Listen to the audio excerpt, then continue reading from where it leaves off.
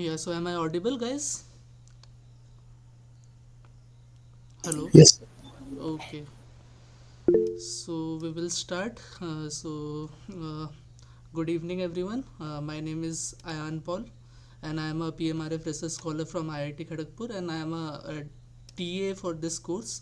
By TA, my duties are I will solve some of the question that are very similar to assignment, so that whenever you will be doing your assignment, you will not feel new or alienated. Okay, so that is my duty. But before that, what I will do, I will discuss some of the theory related to the assignment, so that it will be easy for you to understand the questions. Okay, so that is how I will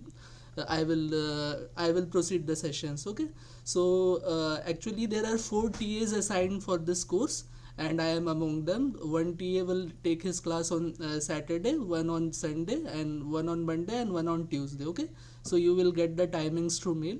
So I will be taking my class every week on Tuesday. Okay, Tuesday 6 to 8 p.m. Okay, so about joining, So, yeah, please. sir, do we have to attend all four classes? No, not compulsory. Any one class you can attend. So And all and classes sir, it will be nearly same, but there are 4 TAs, so we have different way of teaching, so that you can check. And the thing is, everything that we will be discussing today, that will be shared on a YouTube channel. Okay, 4 TAs, so 4 different YouTube channels. So there also you can see the content if you miss the class or not able to attend it. Okay. okay, sir. Thank you, sir. Hello. Yeah, Somadeep, any queries? I was asking that if you could share the channel link of yours. Yeah. That will be shared to you via the video links will be shared to you via that. Whenever you will be opening your Swam portal, right? There is below all the weeks there is a thing called live interactive sessions. Okay, so whenever you will click that, you will be directed to a spreadsheet. In that spreadsheet, all the 4 TAs content will be there. You will also get the slides that I am presenting here, and also the YouTube video. Okay, of this Okay, discussion got session. it. Okay. Yeah, thank you. Okay, so by that I am starting for today. Okay, so yeah, so again my name is Ayan Paul. I'm a PMRF research scholar from IIT Kharagpur, and I am taking this course deep learning, and this deep learning course is originally designed by Professor Sudarshan Iyengar, professor and head of the Department of Computer Science and Engineering, IIT Ropar. Okay, so yeah, so first we will be discussing the timeline of deep learning. Okay, so we are learning something called deep learning. Okay, what is deep learning, that we will come in the later classes, but today we will be seeing what is the timeline of deep learning. Now again, this thing is a theoretical part, but sometime it appears in question, like short question it can be asked, that when this is happened or when that is happened. So that is why it is good to have a overview of the deep learning. So deep learning, as you all know, deep learning is originally inspired by the working of the human brain. Okay, so human brain, or whenever we are talking about human brain, we are talking about the nervous system. Okay, because the human brain controls our whole body through a network called nervous system. So earlier in 1871 to 1873, there is a thing called reticular theory. What is this reticular theory? The reticular theory assumes that your whole of the nervous system is a single entity. Okay, this is not made up of discrete cell like we know today. That is not thought that time. Okay, someone is want to join. Okay, yeah, so reticular theory, what does reticular theory state? That our whole nervous system is a single entity. It is not a discrete, it is not a collection of discrete cells like as we know today. So that is reticular theory, that is proposed during 1871 to 1873.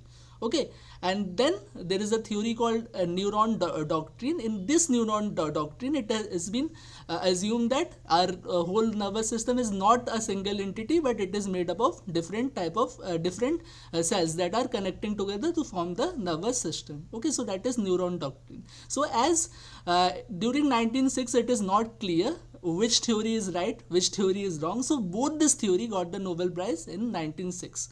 Okay, and it was after the electron microscopy and all that in 1950 we get to know that this neuron doctrine theory is true. That means our nervous system is made up of different cells, and those are connecting together to form the nervous system, and this cells communicate towards to each other by a thing called synapse. What is synapse? Synapse is nothing but a signal. Okay, the signal that travels from one neuron or one nervous cell to another nervous cell. So that is synapse. So this is about you can say the brief about our nervous system and theory. Okay, someone is joining. Okay, so yeah, so after that in 18, yeah, again I've it is better to tell that as see research, it occurs in different places by different persons. Okay, so research is not that A will complete and then B will come, and it is not so. So A is happening sometimes, B is also happening some other place, something like that.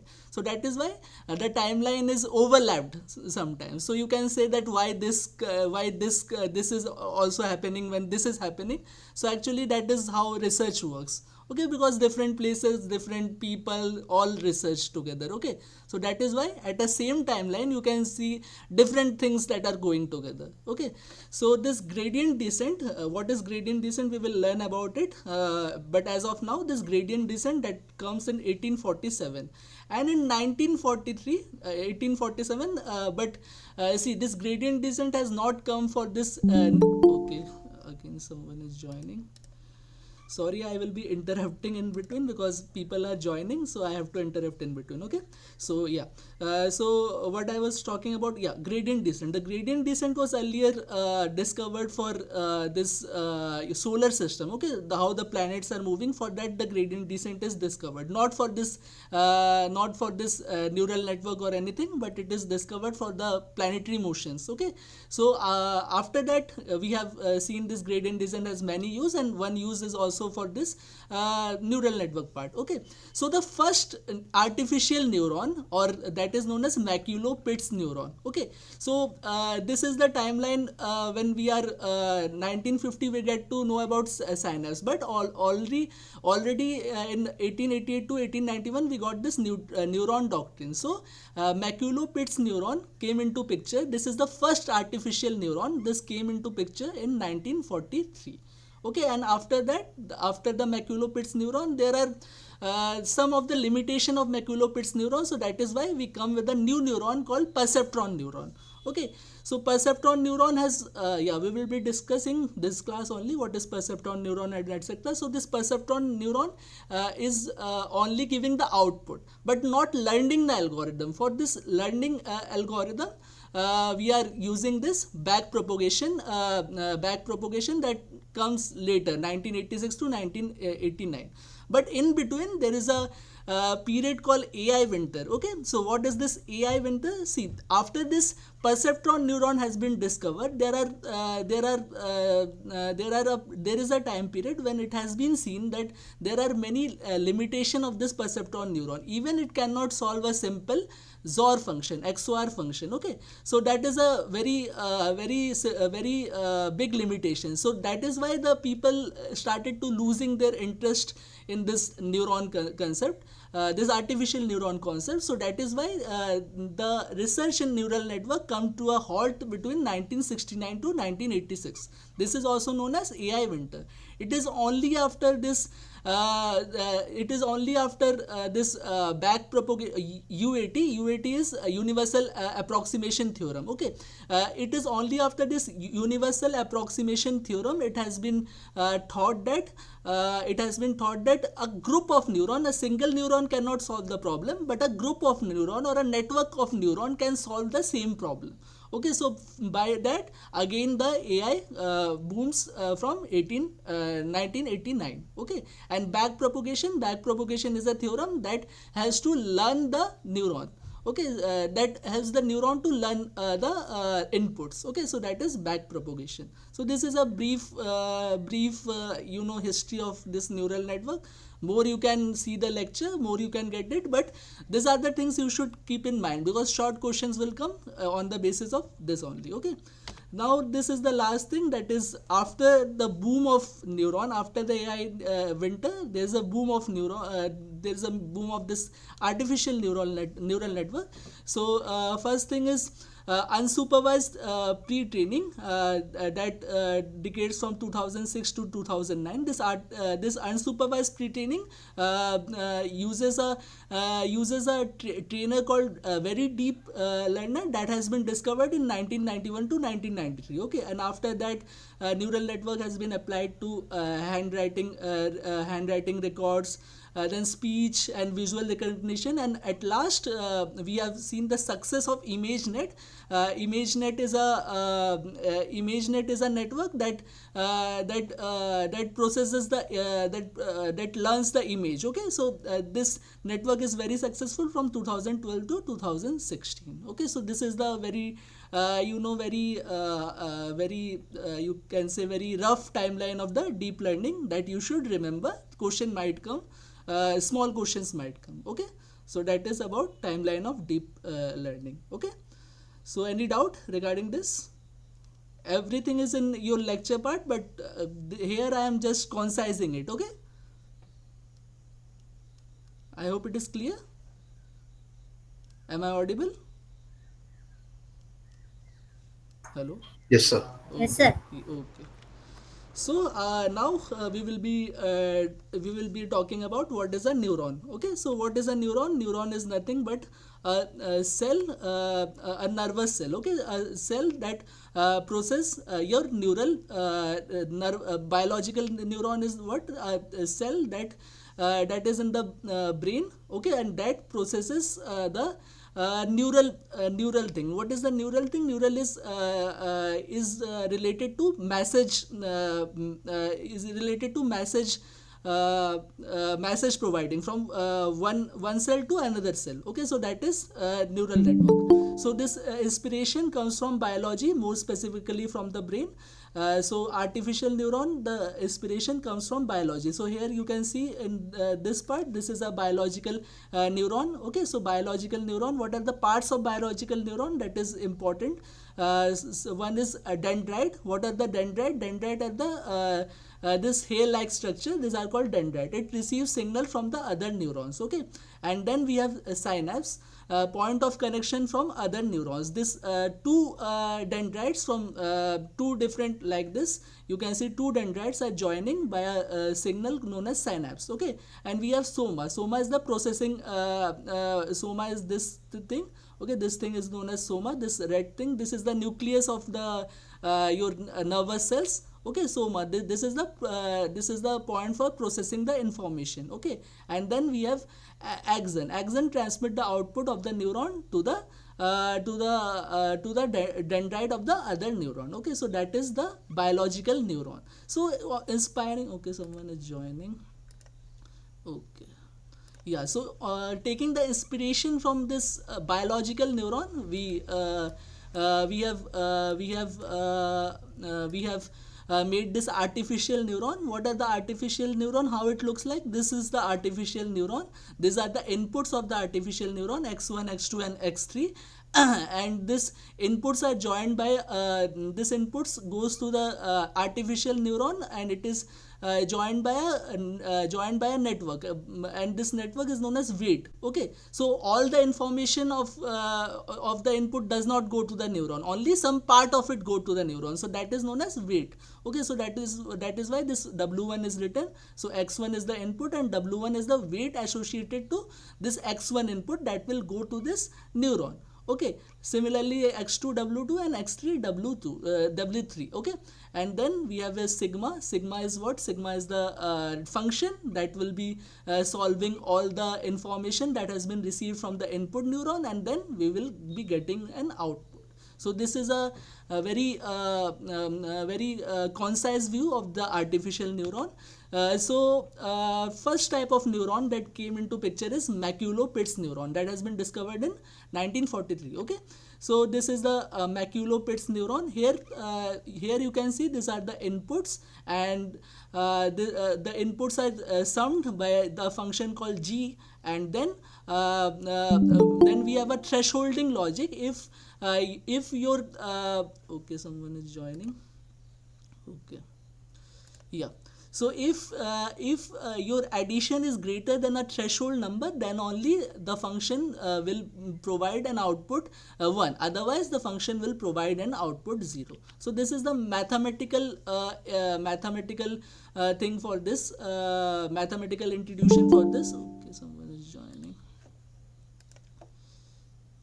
Yeah, so yeah, inputs. Okay, so like you will be going for a movie or not. Okay, so how we will decide for going for a movie or not? If you have some work or not, then if the movie is interesting or not, if your favorite actor is there or not, if the genre that you like, that okay.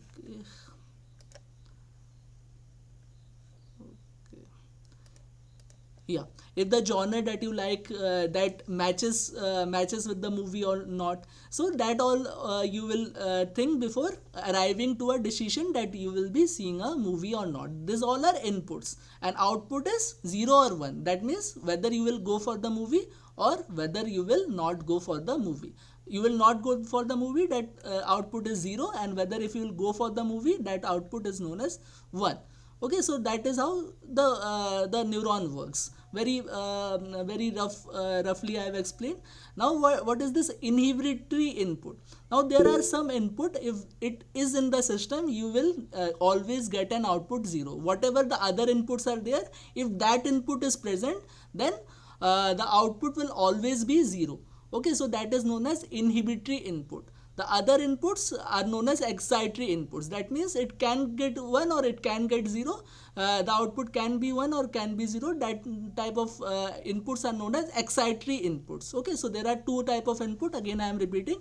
One is inhibitory input and another one is excitatory input. So what is this inhibitory input? Inhibitory input means that if that input is present, then the output will always be 0. That is inhibitory input.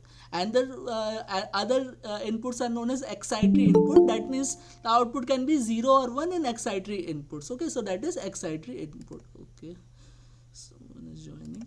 Yeah, so how we are writing it mathematically? See, all the inputs are summed by a function called gx. Okay, so all the inputs x1 plus x2 plus dot dot dot xn, that will be written by gx, and this gx is the summation of I equals to 1 to n xi, means all the sum of input, that is x1 x2 x1 plus x2 plus x3 plus dot dot dot dot xn. So this is gx.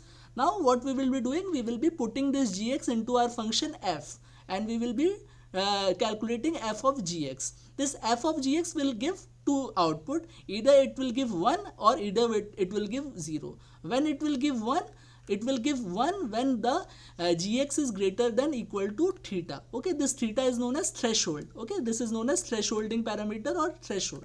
Okay, so when the gx is greater than or equal to theta, then only you will be getting an output 1. Otherwise, when the gx is lesser than theta, you will be getting an output 0. So this theta is known as threshold, and this thing, as it is based on this threshold, so that is why this is also known as thresholding logic. Okay, so this is about McCulloch Pitts neuron. Okay, so any doubt about McCulloch Pitts neuron? It is important. Any doubt? Your question will be based on this. So any doubt? You can ask. Okay, think no doubt. Okay.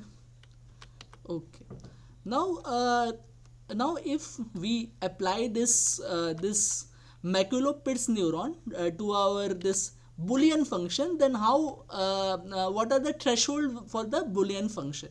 So this threshold is also known as gx, and gx and that will be greater than theta or lesser than theta. If it is greater than equal to theta, then the neuron will fire or give an output 1. If it is less than equal to less than theta, then your output will be 0. Okay, so this is the logic. Now whenever we are applying to a Boolean function like AND function or function, now this is important, what is the threshold for the function. Now whenever we are talking about AND function, you know, in AND function, when the inputs are 1, 1 and 1, if there are 3 inputs, and if all the inputs are 1, 1 and 1, then only okay, someone is joining. Okay, then only your output will be 1, otherwise your output will be 0. So what is the threshold in this case? All will be 1, so 1 plus 1 plus 1, that is why it is equal to 3. Okay, so now what about OR function? OR we know, okay, yeah, OR function, what OR we know, OR is any one input is 1, then we will be getting an output 1, otherwise we will, all are 0, then we are getting 0. So any one should be 1, then we are getting a output 1, okay, or neuron will fire. So that means if just one input is 1, like x1 is 1, other two are 0, then this neuron will fire. So what is the threshold for this? 1 plus 0 plus 0, that will be equal to 1. Okay, here it is 1 plus 1 plus 1, that will be equal to 3. Now you can similarly check for this x1 and not x2. This you can check. NOR function you can check. What is NOR function? NOR is opposite of this OR function. Okay, what about this NOR function? NOR function means, like if I draw the truth table, 0 0 and 1 1. Okay, this is x1. Now what is x2? x2 is 1 0 1 0. Okay, now what is not of x, what is NOR function? NOR is first we will be taking about OR function. What is OR function? OR is 0 1 is 1. Okay, 0 1 is 1, 0 0 is 0. Okay, 1 1 is again 1, and 1 0 is 1. And now what is NOR function? NOR is the opposite of this. This means 0 1 0 0. Okay, so when the answer is coming 1, the answer is coming 1 when both are 0. Okay, so that is why 0 plus 0, okay, 0 plus 0, so that is why the threshold will be equal to 0. Similarly, NOT function, NOT is nothing but opposite of your input. Like we have two inputs, 0 1, and what will be the NOT of this? NOT of this is 1 0. So that means when 1 is coming, when your threshold is 0 or 0, so that is why your threshold is 0. So that is how we calculate threshold for the Boolean function. So is it clear? Sir, can you explain the last three? Yeah, Nor, not, and this. Yeah. yeah. NOR is already explained. This is NOR. Okay. Again, Okay. should I explain? Okay, let me erase this.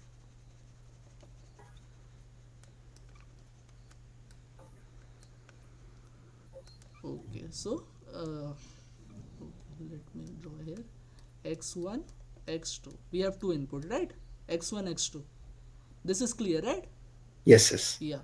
So how we are writing the truth table? We first write 0 0 1 1 1, 0 1 0, 1.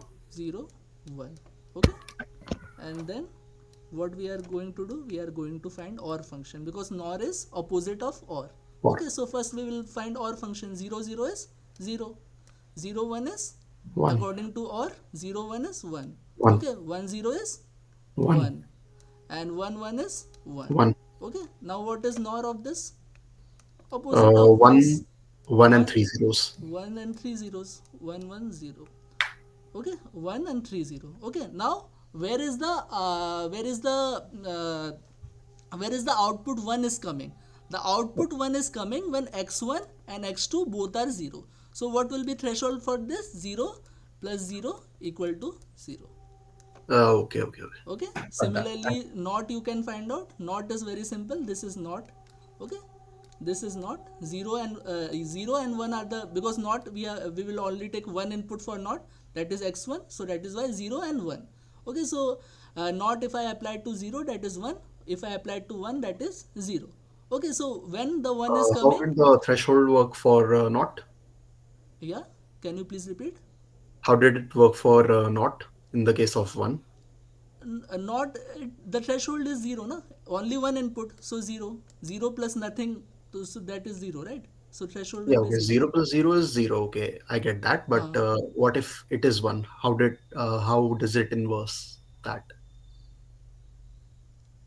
You are not getting it. The whenever the 1 is coming, the addition of the input is your threshold, right? So Yeah. whenever 1 is coming and not when 1 is coming, 1 is coming when your input is 0, so your threshold will be 0.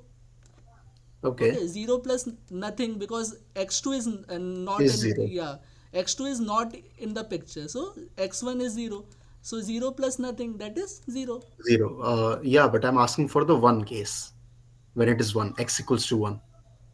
X equals to 1, that not, that will be 0, right? Not means opposite of the input, so 0 will be 1, 1 will be 0, that you are Oh. asking, right?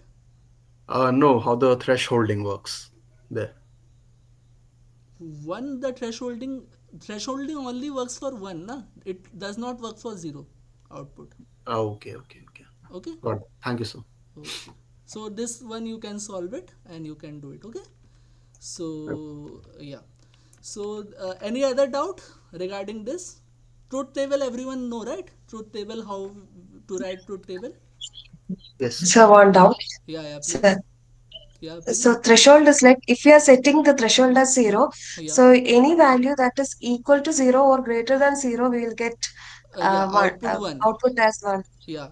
So in the case of NOR gate, for the first output, Mm-hmm. the threshold is zero. We are getting one. Mm-hmm. Next, the sum is one. Mm-hmm. So the threshold is zero, Mm-hmm. and one is greater than zero. Then also we'll get one. No. Can you please repeat? What is your doubt? I didn't understood. In the case of NOR gate, Yeah, yeah, NOR gate. so basically, the Yeah, concept of threshold is like yeah, if the sum is greater than or equal to threshold, we'll yeah, yeah, get one as output. yeah. So in the case of NOR gate, our Huh? threshold is zero. Yeah, 0. Yeah. So in the first case, the sum is zero. Yeah, so we So are we we got are one. doing the back calculation here. Okay, how we are doing the back Yes, calculation? We are finding what is the, adding. yeah, what is we are finding when the output is 1, what will be the theta. Okay, that we are doing back calculation. Okay, so when the output is Yes, 1, the output is 1 when both the input are 0. Okay, so that is zero. why, Okay, okay. yeah, Yes, yes, yes. so But that, that we calculate based on the sum. yeah, We are comparing the sum with the threshold, and if the sum is greater than or equal to threshold, we are getting one. uh-huh, Yes. So first case, zero is greater than or equal to zero, so we got one. uh-huh. Second case, the sum is one, right?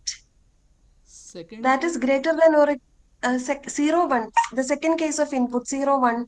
okay, Uh, yeah. I think for the Then the not sum is one. Yeah, So one is greater than or equal to zero. no, Then the output. we only check the this thing. We only check wherever the output is 1. Okay, so these things we need not to check, right?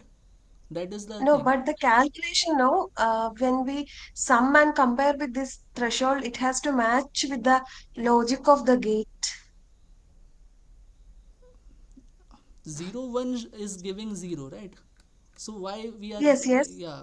Okay, so okay, But okay. So you are talking about this greater than thing. Okay, thresh okay. comparison with the threshold and how it matches with the uh, Okay, okay. So gate here logic. you should only take the case where I got it, because you are telling that x1 plus x2 should be greater than Then yeah, yeah. So here it is 1. Okay, so how yes, it is not firing? Okay, yes, yes, yes. so in Boolean we are assuming this case only. Okay, so that is how you can tell it. Okay, Okay. yeah. So Boolean, it's not to get into that. What you are telling that, yeah, all the sum should be this, and then Yeah, I got it. What you are telling. So So only actually, you. my doubt is that our calculation should match the working of NOR gate. We have to match the output we get from the neurons should match with the gate. That is how we do know. That is why we tell that we are implementing the particular gate here. Yeah, actually that is right. I don't know how that will be solved, but actually this is how the zero is written here. Okay, that I can explain you. Okay, okay, okay. So that is a thing. Okay, okay, I will work on that and I will tell you how that is happening. Thank But you, thank you, yeah. thank you, thank you. But according to me, this is how it is written Can zero here. Yeah, hello. can I say something? Yeah, please. I'm sorry to interrupt, but if the idea here is that the circle that we see and the arrow that we see, the arrow is an excitatory neuron and the circle is an inhibitory neuron. That is why this Okay, so circle is an inhibitory neuron here. Okay. So inhibitory, if inhibitory is here, inhibitory neuron, sir. then always the Yes, yeah, then it always is an the inhibitory neuron. The moment it fires, it will stop yeah. Got activating. it. Okay. So That thanks is for the why thanks for the the circle information. and the arrow. Yeah. Got it. So thanks for the information. So if it is an inhibitory So neuron, wherever then we have yeah, the arrow, it is an excited excitatory neuron. neuron. And Okay. wherever we have the circle, Okay. Got it. and now if you look at it from that perspective, it will start making sense. Yeah. I hope Got that it. was helpful. Okay. So I thought this dot is for that not thing. Okay. So actually, if it is for inhibitory No, neuron, no, sir. It's the inhibitory neuron. It ha. indicates an inhibitory neuron. Okay. So I hope the lady who asked the question, it's a little clearer to her now. Okay. Actually, it was not this. The voice was disrupted in between. Could you please explain once again? Hello. Okay, I'll type it.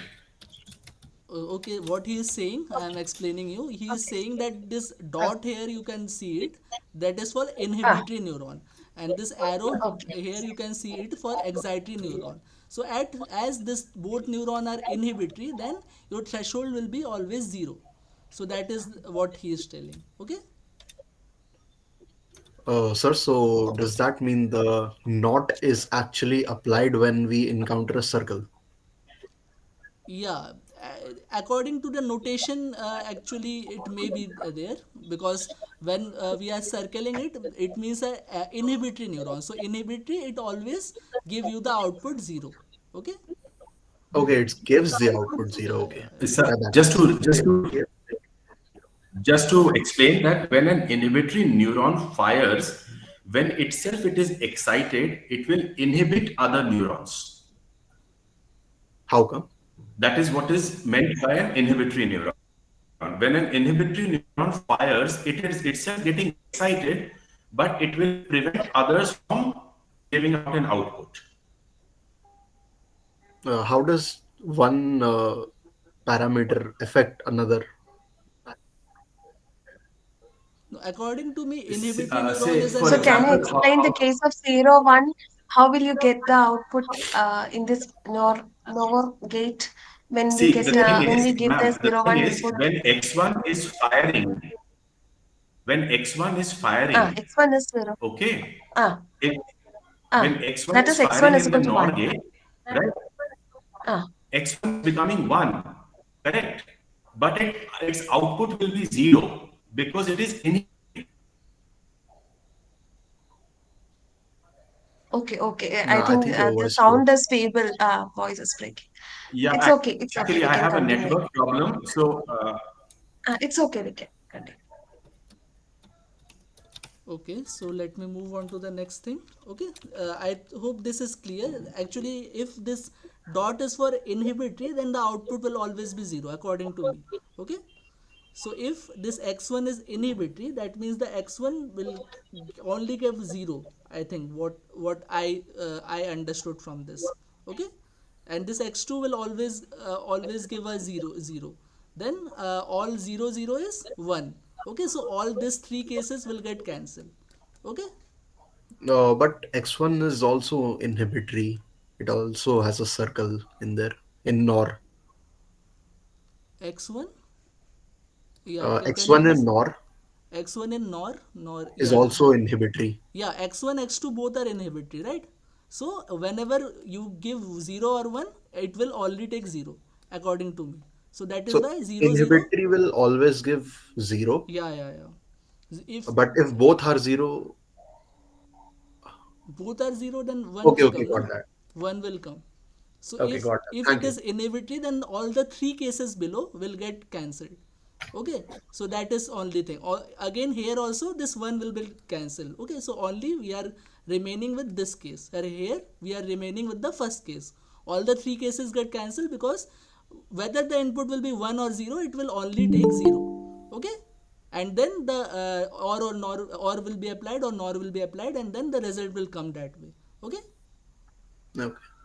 so that is how we can explain this. Okay, all the three cases below will get cancelled. That is why we are focusing only on the first case, and that is why the threshold is 0. Okay, okay, I'll think it over. Thank you, sir. okay. Now about McCulloch Pitts neuron applied for this Boolean function. So we will see this. We have already seen a glimpse over here how this or function, how this threshold is 1. Now we will be putting a more mathematical institution into it. So a single McCulloch Pitts neuron can use to represent Boolean function which are linearly separable. Okay, this is very important. If your this Boolean function are linearly separable, then only this McCulloch Pitts neuron can separate the data or classify the data. Classify means we have two type of sets. One is 1 and another is 0. It will be 1 or it will be 0. Okay, so there are two classes. So that is why a classification is going. We are doing classification with the help of this McCulloch Pitts neuron. Okay, so a single McCulloch Pitts neuron can be used to represent Boolean function which are only linearly separable. If it is not linearly separable, your McCulloch Pitts neuron cannot be used for classifying this two different outputs. Okay, so that is the thing. Now linear separability for Boolean function, there exists a line or plane such that inputs which produce a 1 lie on one side of the plane, the input which produce a 0 that will lie on the other side of planes. So plane or line, whatever you call, in 2 dimension it is line, in 3 dimension it will be a plane. Okay, and in 4 dimension or above 3 dimension it is known as hyperplane. Okay, so that is how the McCulloch Pitts neuron is applied. If we are talking about Boolean function, then there will be yeah, there can be more than two inputs also. If we are applying this McCulloch Pitts neuron to a OR function, how we are writing it? We are writing in this way. Okay, it's gx. This is the gx, that will be x1 plus x2. If it is greater than or equal to 1, then only we are getting output 1. And this 1 is the threshold or theta. Okay, this is the theta. So when it is greater than 1, we are getting an output 1, otherwise we are getting an output 0. Okay, so how we can represent this in the form of graph? We can represent this in the form of graph by this way. So we have again, if we look into the truth table, we have 0 0, that means x1 is 0, x2 is 0. When x1 both are 0, then our 0 plus 0, the threshold is the addition of this two input is 0. So that means it is lesser than threshold. If it is lesser than threshold, then it will be 0. So when it is coming 0 output, let me cross it. Okay, cross means 0 output is coming. Now 1 0, whenever we are talking about 1 0, if you add it, 1 plus 0, that is 1. Okay, so 1 plus 0, that is 1 means 1 means it is greater than or equal to 1. So that is why I am putting it is at a dot. Okay, then 0 plus 1, 0 plus 1 is 1, that is equal to 1, then again I am putting it dot.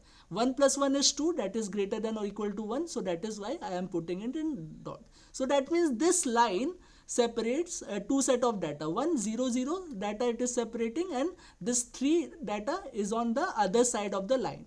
Okay, this side of the line we are getting 1 output, and this side of the line we are getting a 0 output. So this Boolean function is actually separated by this perceptron.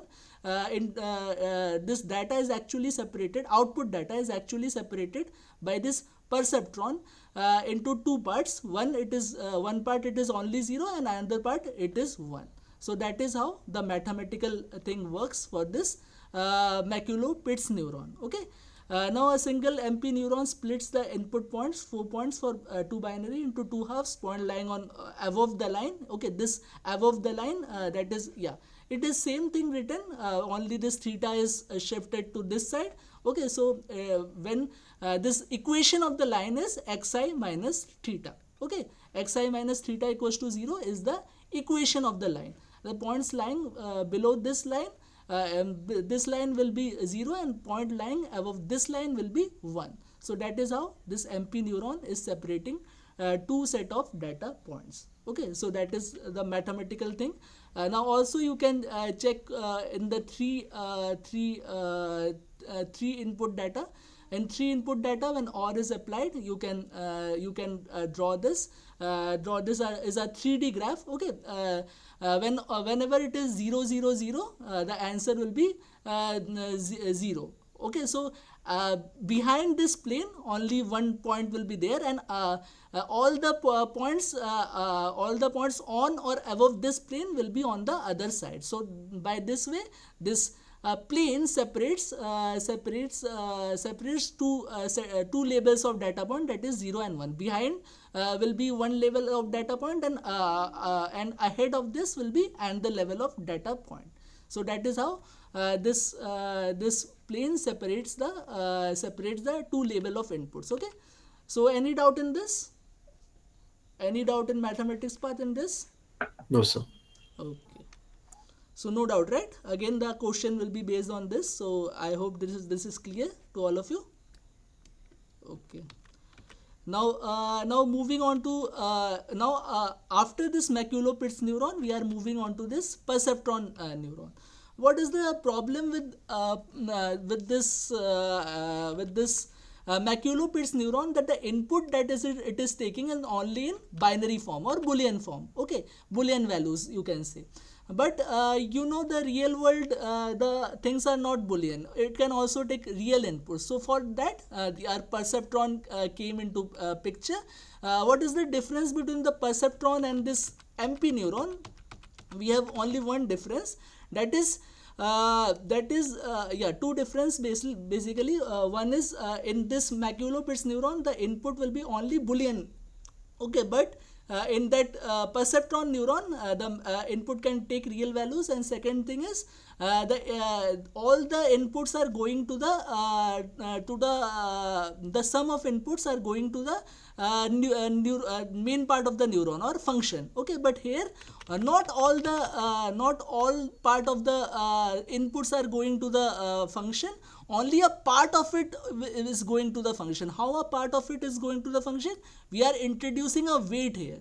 Okay, so in this function, for this x1, not the complete x1 will go to the function, but a part of x1 will go to the function, that is x1 w1. Similarly, for this x2, a part of x2 will go to the function, that is x2 w2, and lastly xn wn.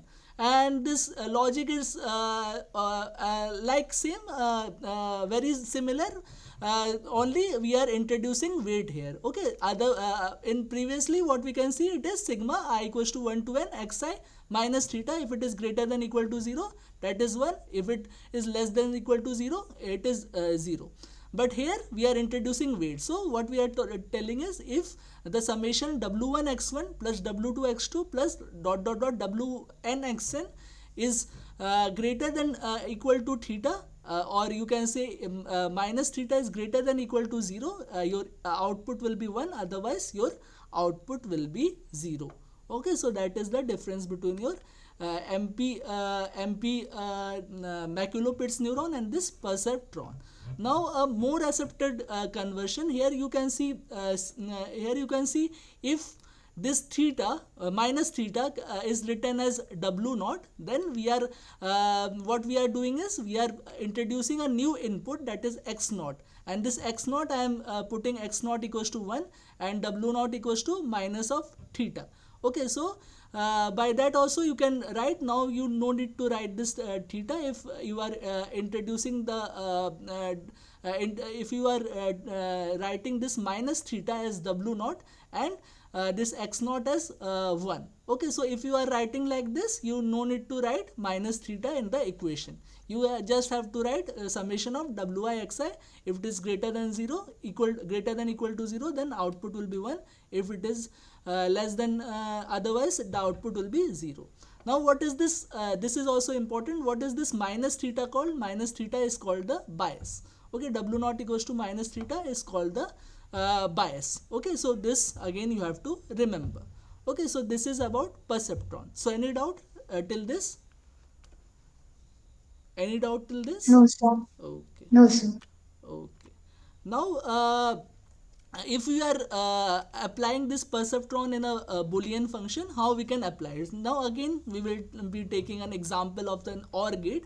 So this is the truth table. 0 0 will be 0, 1 0 1, 0 0 1, 0 1 1, and 1 1 will give 1. Okay, so how we will be writing it? We will be writing it in this form. Okay, so our output will be w naught x naught plus w1 x1, okay, plus w2 x2. That will be our output. Okay, this is our output, w naught x1 plus w1 x1 plus w2 x2. Okay, and we are just putting w naught x naught is always 1. Okay, so w naught for this input 0 0, w naught plus sigma I equals to 1 to 2 wi xi. So what it will give? It will give w naught plus w1 into 0, that is 0, and w2 into 0, that is 0. So less than w naught is less than 0. Okay, now you can you can check this equation. Okay, so wi if this minus theta is w naught, so w naught plus w1 into 0 plus w2 into 0 less than 0. Okay, so this is the why is this less than 0? Because our output is 0, so we will be taking this equation. Okay, if our output is 1, then we will be taking the above equation. Okay, so that is why it is less than 0 we are writing. So first equation is the output w naught is less than 0. What about next equation? Next equation, as the output is 1, so we will be taking this equation into picture. So w naught plus w1 into 1 plus w2 into 0. Okay, so yeah, w1 into 1, yeah, w1 into 1 should be there. Actually it is written wrongly. W1 into 1 should be there and W2 into 0 should be there. So W naught plus it will be equal to W naught plus second equation W1, okay, plus 0 is greater than equal to 0. So that means how we can write this? W1 greater than equal to minus W naught. This is the second equation. Now third equation, 0 and 1. W naught w1 into 0 plus w2 into 1. Actually this is 1 and this is 0. Okay, so you will be writing this and your answer will be coming w2 greater than equal to minus w naught. And at last 1 1 1 w naught plus w1 into 1, w2 into 1 is greater than equal to 0. So your answer will be coming w1 plus w2 greater than equal to minus w naught. Okay, so you can check this. See, w naught is less than 0, but whenever you are summing this, that is greater than equal to minus w naught, because w2 is also greater than minus w naught, w1 is also greater than minus naught, then w1 plus w2 will be greater than minus w naught. So this four equations satisfied each other. If we put together all these four equations, this satisfy each other. So we can say this perceptron algorithm can be applied to our Boolean function also. Okay, so one possible solution you can okay, let me erase this. Okay, one possible solution you can see this. If you are setting your weights as w1 equals to minus 1 and w naught equals to -1, w1 1.1, and w2 1.1. You can form a graph, and again you can check this, that your point yielding the label 0 will be at one side of the plane, the point yielding the label 1 will be at the other side of the plane. So again, this perceptron algorithm can be applied to your Boolean function. Okay, so any doubt about it? Sir, from here, can we find how many times the weight has updated? No, the updation of weight cannot found here. We are just applying it to a Boolean function. Okay, updation of weight we are not finding here. Okay, How to find it? Is it possible? yeah, we will be solving a question, and then I can show you how this weight can be updated. Okay. Okay. Okay. Now about this perceptron learning algorithm, yeah, whatever you were asking it is about this perceptron learning algorithm. So again, we will be knowing the maths behind it. So what the perceptron algorithm states that if there are two type of points with label 1 that we are terming it as P, and point with level 0 that we are turning we are taking this points as N. Okay, two set of points, one set of point is P, one set of point is N. P points yield an output with label 1, N points yield an output with label 0. Okay. Now, how does the perceptron learning algorithm works? It initializes W randomly, and while it does not, if it does not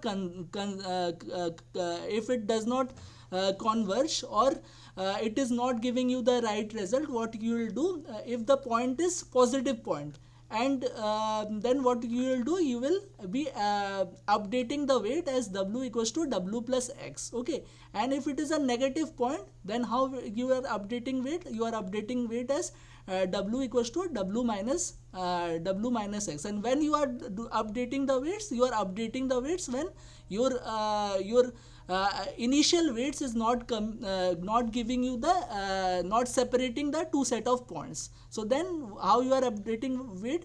If it is a positive point and it does not yield you the right results, you will be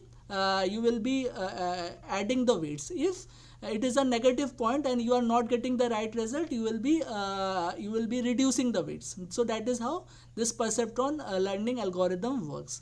So yeah, this is confusing, but let me show you how this thing works.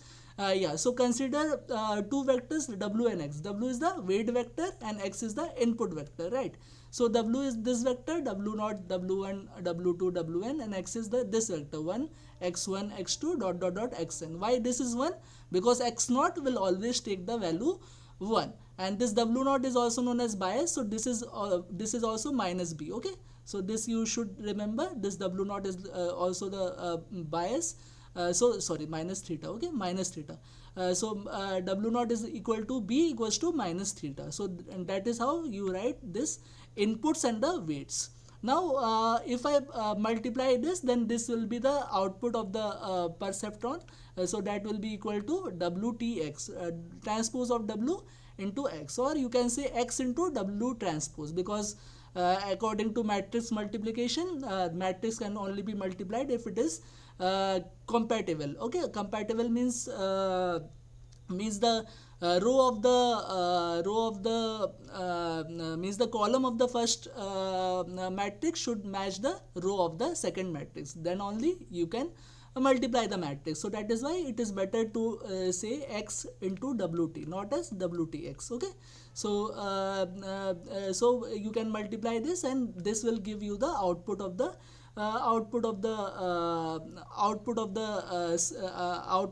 you can say this perceptron. Okay, now we are interested in finding WTX equals to 0, which divides the input space into two halves. Okay, so this WTX is nothing but your line which divides the input into two halves, because we have positive point, we have negative points. So there will be a line which divides positive points and negative points. Means positive points means points with label 1, negative points mean points with label 0.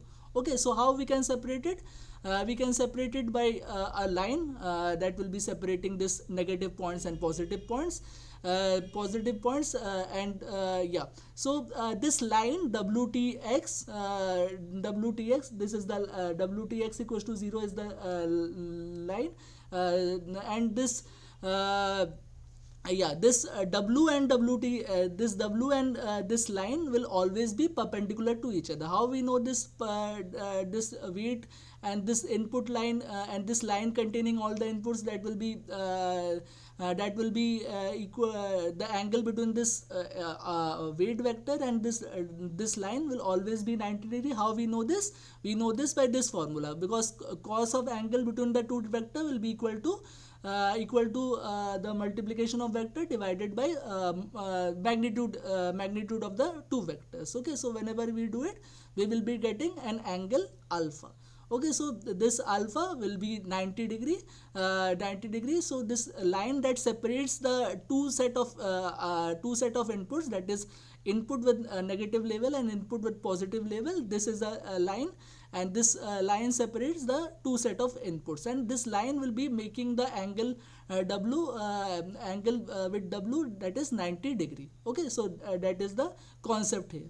Now we can rewrite it. Yeah, this is only rewrite, this is nothing, but this is only rewrite. So why we are interested in finding the angle? We are interested in finding the angle because we want to prove that our algorithm will converge. Our algorithm will converge doing this only after knowing this. Okay, so is it clear this part? Any doubt about this part? How the angle between the two vectors can be found out? This is the formula: cos alpha WTX transpose X, or W modulus and X modulus. Okay. Yes, it is clear. Yeah, it is clear, I hope, right? Now consider some points which lie in the positive half, that is WTX greater than equal to 0. Okay, now what will be the angle between any such vector and W?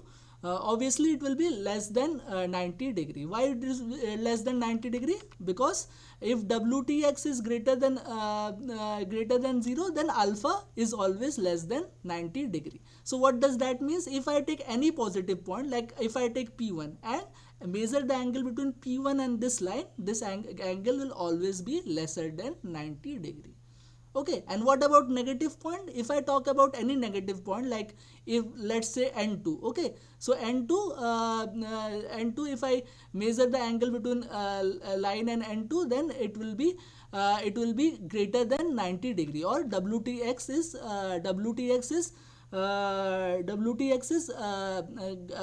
greater than WTX is lesser than 0 in that case. Okay, so what will be the angle between? Yeah, already I have explained. So two set of angle. If I take a positive any positive point and find the angle, that will be lesser than 90 degree. If I take any negative point and I measure the angle, that will be greater than 90 degree. Why it is greater than 90 degree? Because WTX is less than 0 according to our algorithm. Okay, according to our algorithm, this WTX is less than 0, and when this WTX is less than 0, what we know is cos alpha will be alpha will be greater than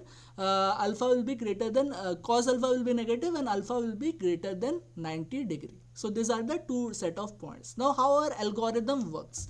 Like let's take one case, that is if x is positive but w dot x is lesser than 0. Actually if x is positive, w dot x should be greater than 0, but according to our improper weight setting, what we are finding is our w dot x is lesser than 0. Then how we can modify the weight, that we will understand. So how we will modify the weight? See, we know that according to our algorithm, w new will be equal to w old plus x. Okay, so when we are doing this w new, if it is coming less than 0, then angle will be greater than 90 degree. Okay, if it is coming, if it is positive point but still it is coming less than 0, then angle is greater than 90 degree.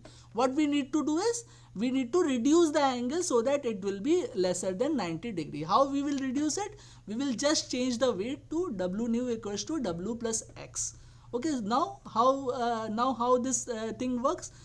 Whenever you will do this cos alpha, cos alpha will be proportional to this. We are not taking the magnitude, we are just taking the proportional sign. So this w nu, whenever we are taking, whenever you are multiplying and seeing the result, that is cos alpha nu will be equal to cos alpha plus xtx. That means cos alpha nu is greater than alpha. That means alpha nu should be lesser than alpha. Okay, so as cos alpha nu greater than alpha, this alpha nu is lesser than alpha. That means we are reducing the angle. How much we are reducing the angle? We will keep on reducing the angle until our w dot x will be greater than 0. So that is how our algorithm works. Okay, so any doubt regarding this? How our No. algorithm working? Any doubt? Yes, No. it's cleared. Yes. Clear, right? Yes, yes. Okay. So that is all the theory that has been covered for the questions. Now we will be moving on to the questions. So these questions are based on this four things. Okay. We will be taking, it is better if you will interact with me during the question answer session. You can write your answers in the chat and then we will discuss the answer. Okay. So consider the following table where x1 and x2, okay, is it?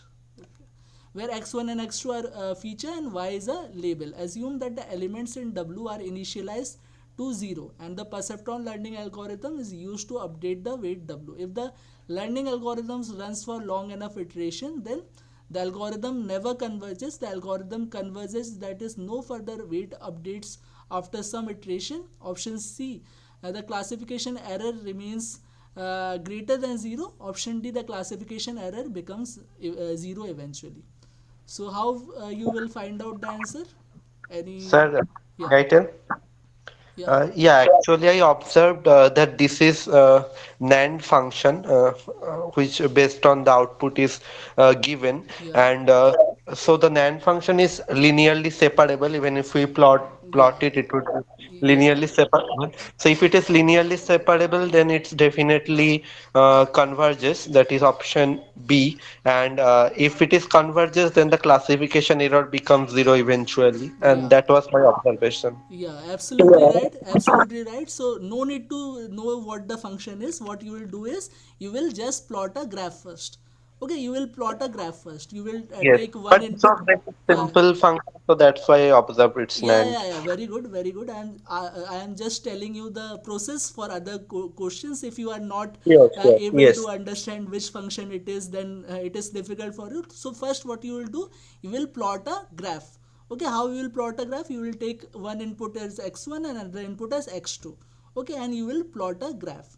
Okay, 0 0 1 means 0 0 1 means whenever 1 is there, what I am doing is I am class 1 means blue color cross. Okay, and class 0 means y equals to 0 means red color cross. So 0 0 is giving one output, so that is why I am marking the cross here. Now what about 0 1? 0 1 is this point again, as the output is 1, so I am marking a cross, blue cross.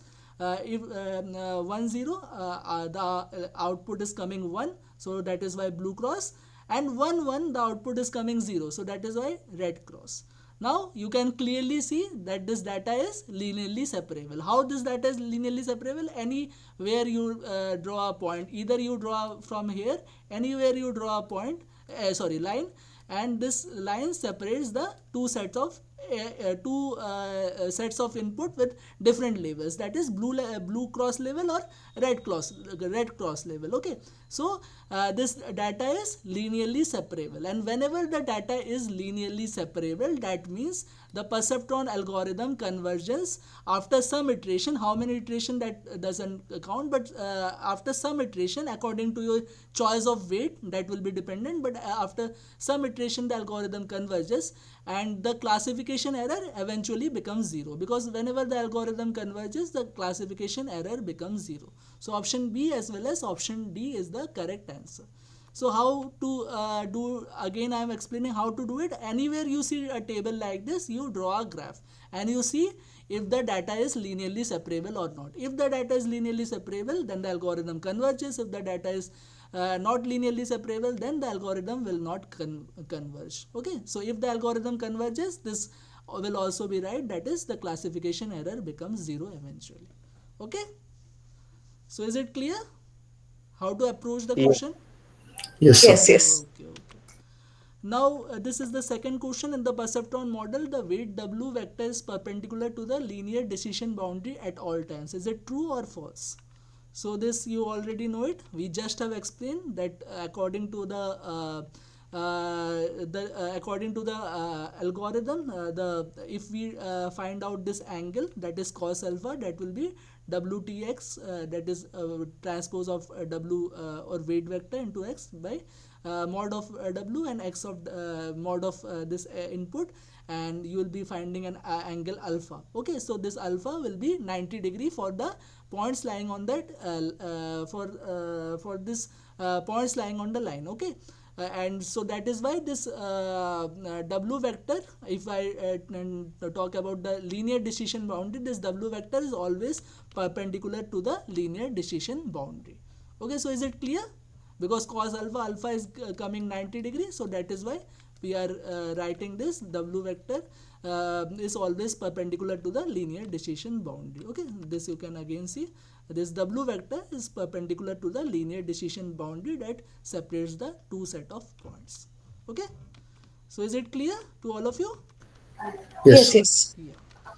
Now let's move on to the next question. What is the perceptron algorithm used for? Option A, clustering data point. Option B, classifying data.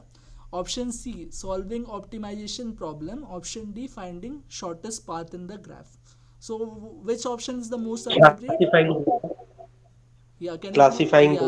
classifying data, absolutely right. So whenever we are talking about the perceptron algorithm, it is a supervised algorithm and used for binary classification task that we have just seen, that whenever the output is 1 or output is 0, so it is basically dividing the points into two set of data points, one with label 0 and one with label 1, or any binary, you can say -1 1, anything. So that is how the perceptron algorithm divide the data points. So perceptron algorithm is used for classifying the data.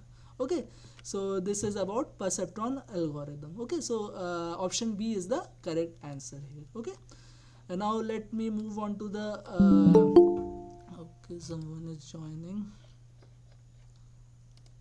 Okay, yeah, so let me move on to the next question. Choose the correct input output pair for the given McCulloch Pitts neuron. Fx equals to 1 when the sum when the x1 plus x2 plus x3 is greater than 2, that means here the theta or threshold is 2, otherwise it is 0. So you have to find out which one is the correct answer, that means which label is corresponding to the input. Okay, so if I BD. yeah, please. B and Uh, D. B and D. Okay, so let's see. So whenever we are talking about this, 0 plus And 1 E plus also, I think. C also. Okay, let No, me E. sorry, E. Okay, so according to someone, it is B, D, and E. Okay. So let's see. So if I take this 0, 1, 1. So 0 plus 1 is 2. So if it is greater than 2 only, it will give 1. If it is equal to 2, it will not give 1. It will give 0. But according to here, y equals to 1. So this is a false. Okay, this is not the true answer. Then what about this 0 plus 1, that is 1. So when it is less than 2, that 1 is less than 2, so that means y equals to 0. So B is the correct answer. Now 0 plus 0 plus 0, that is 0, that is less than 2, that means the y will be equal to 0. Okay, so but here the y equals to 1 is written, so again this is a false. So B is up to C, B is right. Now what about D? 1 plus 1 plus 1, that is 3. 3 is greater than 2, that means 1. So This is also right. And what about this 1 plus 0 plus 1, that is 2. 2 is not greater than 2. We will take the otherwise case, that is 0. So y equals to 0. So this is also correct. So B, D and E are the correct answer. Okay. So this is how you can see, as gx we will find the gx that I have already told you. We will be finding gx. What is gx? Gx will be sum of all the inputs, x1 plus x2 plus x3, and we will see if gx is gx is greater than 2 or it is otherwise, that means less than equal to 2. If it is less than equal to 2, we will be putting 0. If it is greater than equal to 2, we will be putting the label greater than 2, we will be putting the label 1. So that is how we will solve by this our thresholding logic, and B, T and E are our correct answer. Okay. So any doubt in this, how we are solving this question? No, sir. No. Okay. Now, which of the Boolean function can be implemented using a perceptron? NOR, NAND, NOT and XOR. So how to solve it? Again, it's better to draw a graph. Okay, it's better to draw this graph, and NOR you have to first check the this truth table. You have to first check the truth table, and then you have to form a graph. Okay. Now about NOR graph, what we are seeing is that this label is coming 1 at 0 0. Otherwise, the label is coming we are getting class y equals to 1 at 0 0, and we are getting y equals to 0 at 1 0 0 1 and 1 1. Okay, so that means this is linearly separable. If I draw a line like this is linearly separable. This blue dot and this 3 red dots are linearly separable. So NOR gate we can implement a perceptron for this NOR gate. So option A is right. What about this NAND gate? NAND gate, we are getting this output 1 when it is 0 0 0 1 and 1 1 0. Okay, we are getting output 1, otherwise we are getting an output 0 at 1 comma 1. So that means this is also linearly separable. If I draw a line at this if I draw a line like this, we can separate this blue dots with this red dot. So again, this NAND gate is linearly separable. Now what about NOT gate? NOT gate, we know that NOT gate works on only one input, that is only one input. So one input we are only have x1. Okay, x2 we are not taking anything, so that is why I have written 0. If I need to do a 2D graph, so I have to do this. Otherwise 1D graph can also be drawn. Just you can draw a line. You can go with 0 1 2 like this, and so we have 2 points. Whenever the input is 0, the output will come 1. Okay, so blue dot will be coming here, or I can say cross is coming here, and if a dot is coming here, that means if I take this red dot as red cross as dots, so these are the two inputs that are these are the two labels that are coming to the point. So 0 will be yielding 1 and 1 will be yielding 0. Okay, so these are the two dots. So again, we can linearly separable. Anywhere we can put a line and we can linearly separate the blue cross with the red cross. So again this NOT gate is linearly separable, and perceptron can be implemented on it. But whenever we are talking about this XOR gate, what you can see is 0 0 will yield output 0, 1 1 will yield output 0, and 0 1 will yield output 1, and 1 0 will yield output 1. So this cannot be linearly separable. Anywhere you cannot draw a line anywhere and you can linearly separate this blue cross with the red cross. You cannot do it. So that is why XOR gate cannot be implemented by a perceptron. Okay, so here can be implemented by a perceptron. So A, B and C are the correct answer. Okay, D is not the correct answer. So is it clear how to approach the question? Is it clear?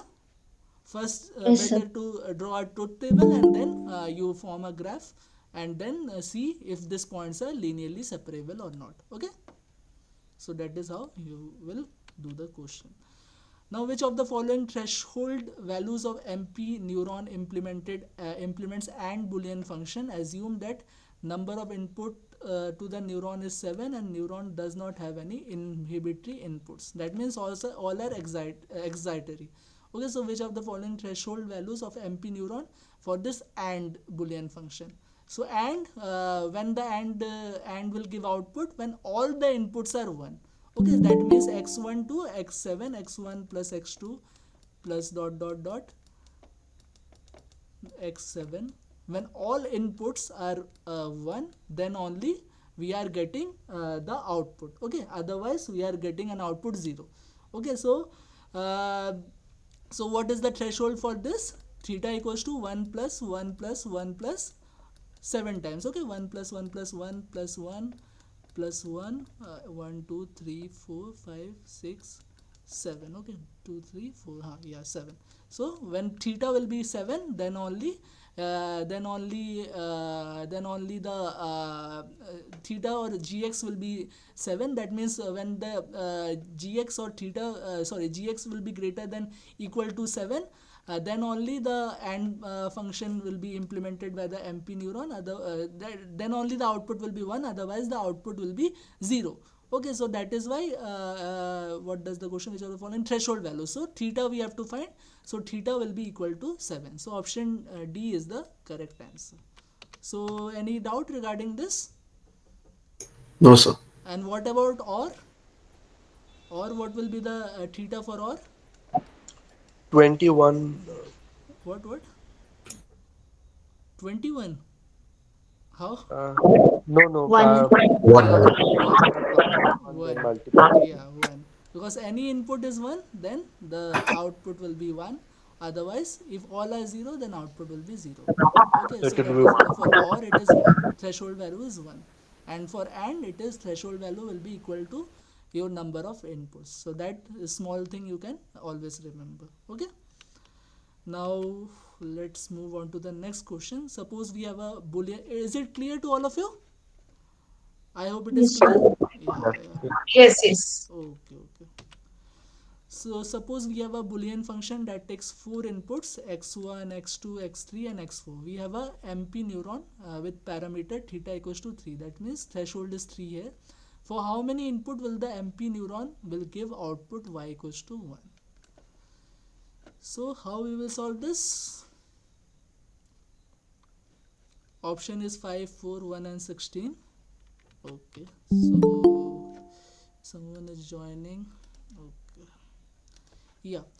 So if we are talking about Boolean function, so how many possible combination of a Boolean function is possible? That is the first question that you should always ask. If there are 2 inputs, then number of possible combination is 2 to the power 2. If there are n inputs, then number of possible combination is 2 to the power n. So how many possible combination for 4 inputs are there? 2 to the power 4, that will be equal to, okay, that is 2 to the power 4, that, okay, yeah, that is 2 to the power 4, that will be equal to 16. Okay, so 16 combination are possible. Okay, so up to this it is clear to all of you, I hope. How many combination are possible for a Boolean? This will be always equal to 2 to the power n. N is the number of inputs. Okay, so this should be clear to all of you. Okay, like if you have 5, then it will be equal to 2 to the power 5. That means 32. Okay, like this. 2 to the power 6, 64 and so on, like this. Okay.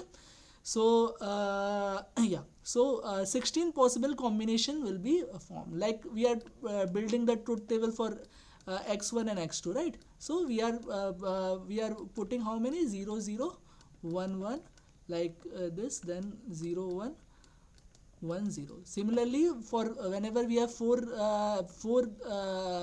inputs, then we will be putting the 16 combination. Okay, first we will be writing 8 times 0, then 8 times 1, then we will be writing 4 times 0, 4 times 1, and then 2 times and then 1 time, like this. Then we can find a truth table for this. Okay, now for each combination we have to calculate the sum of inputs, x1 plus x2 plus x3 plus x4.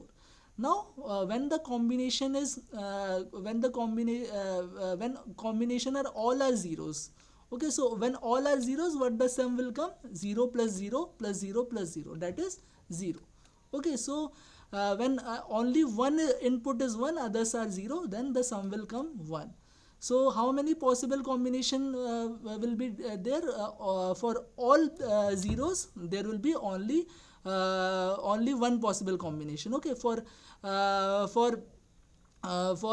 this for only one input 1 and others 0, that is 1 0 0 0, we will have one possible combination.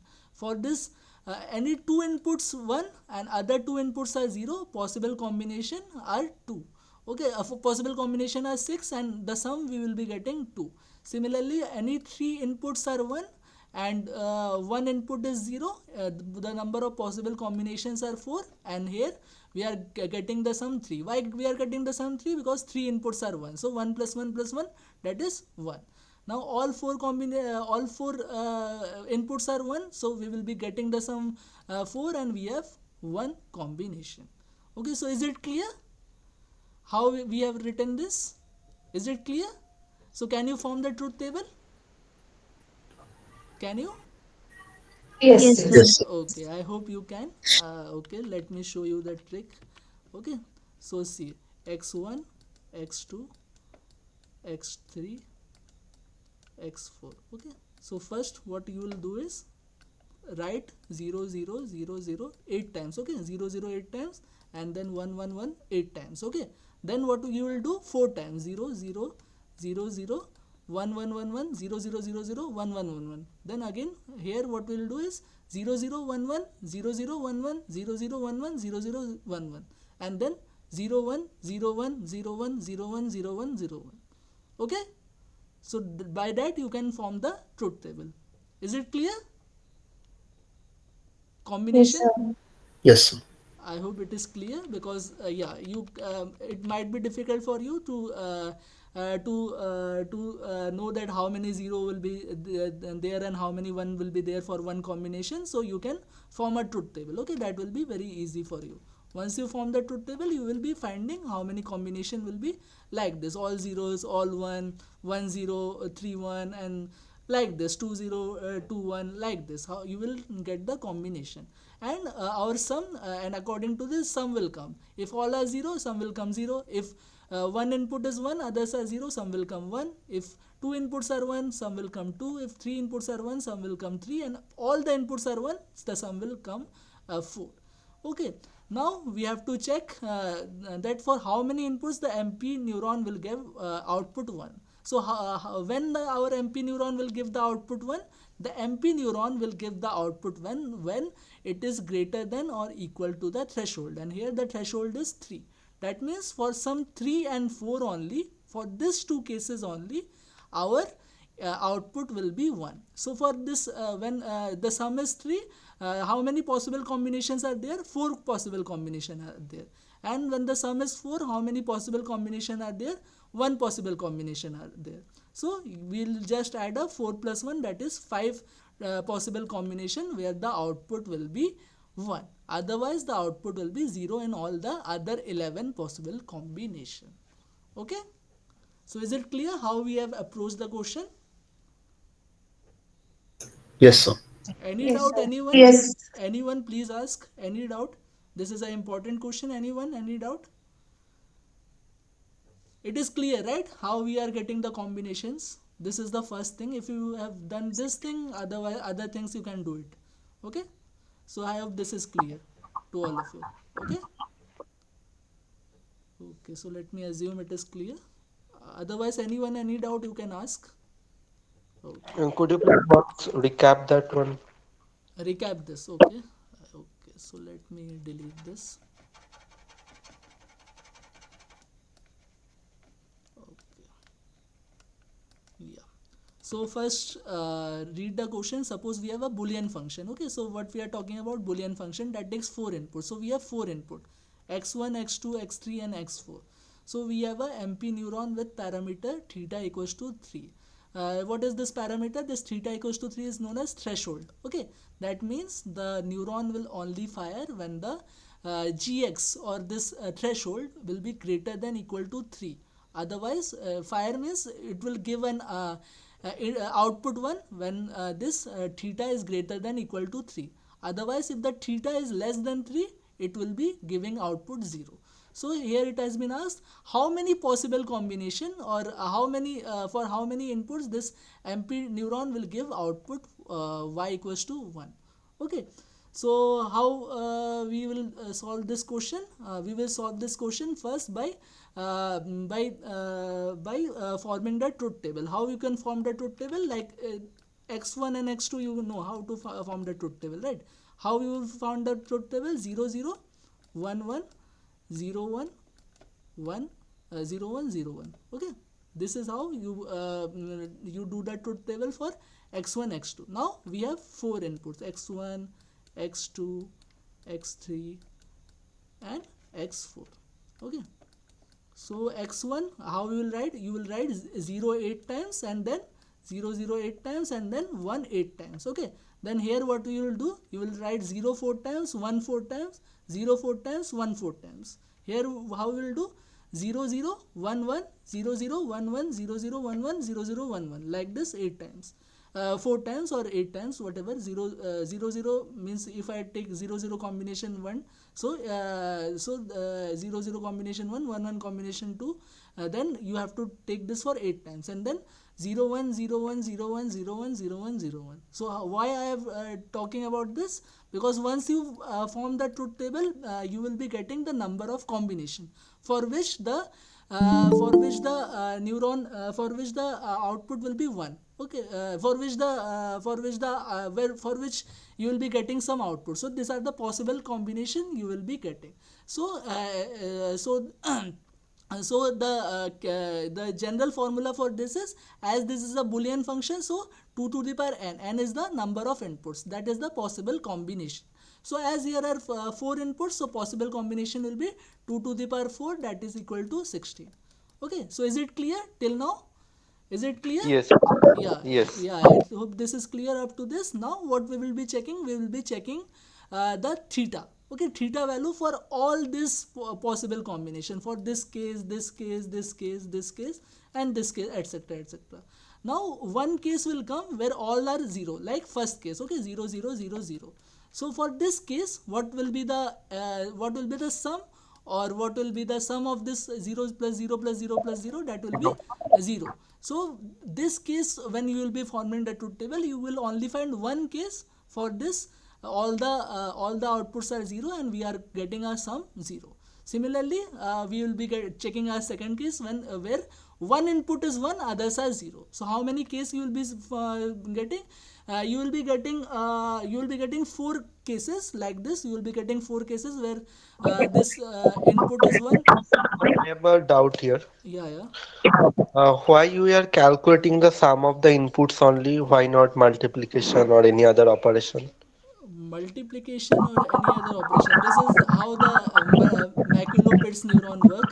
Okay, it does not work on multiplication, it works on this sum. Okay, like this. Okay. This is the concept of the McCulloch Pitts neuron. Yeah, this is the concept of McCulloch Pitts neuron. We are for This is known as thresholding logic. Wherever the threshold is greater than something, we are getting one level of output. Wherever the threshold is less than theta, we are getting another level of output. So that is how McCulloch Pitts neuron work. Okay, so this is the Okay. thing. So then this. Yeah, so then second case, this is s2, the sum will be 1, that is only one input is 1, others are 0, that there will be 4 possible combination. If you draw the truth table, you will find it. Now sum is Is 2. it necessary to complete the whole truth table to find the combination, or is there any other method where we can find the combination for the threshold value? Combination truth table is the only thing, I think. Truth Okay. table is, Then it is better to draw a truth table. Okay, I mean, combination. combination, Yeah. mathematically you may find a formula for combination, but truth table is the easiest thing.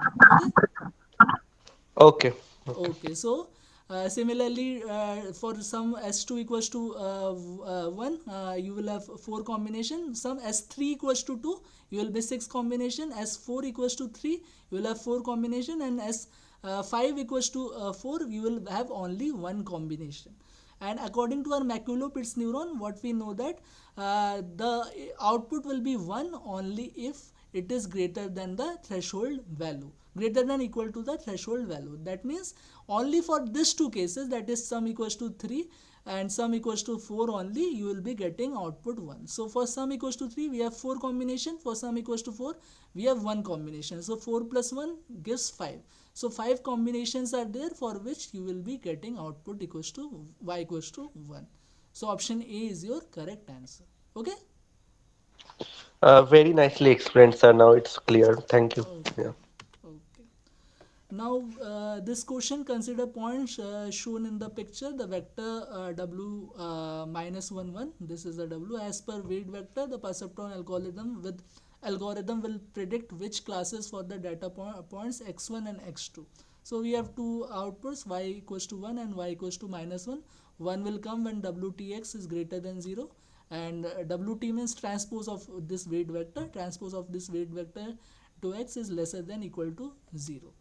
Now what we should find, as per the weight given, the perceptron will predict which class for the data points x1 and x1 and x2. So we have 2 points, one is x1 and another is x2. So how we will find out that? We will be simply taking the angle between this vector and the weight. So there will be line, sorry, yeah. So line something like this passes, that will be equal to wtx. Okay, that will separate the two set of points. Okay. Now how we will do the how we will find that the label of the point? How we will find that? The label of the point you will be finding by calculating the angle between the weight vector and the point. Like if this is the vector, okay, this is the x1 vector, and we are calculating this angle, okay, this alpha. So alpha 1, if I, okay, yeah, so alpha 1, if I write like this, alpha 1, so alpha 1 is the angle between this x1 vector and this weight vector.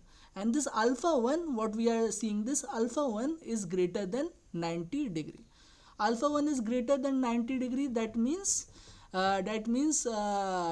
your cos alpha is lesser than 0. The cos alpha is lesser than 0, that means wtx is lesser than 0, or y equals to minus 1 will be the label for this point. Okay. And what about the next point? The next point is this. If I form, okay, let me erase this.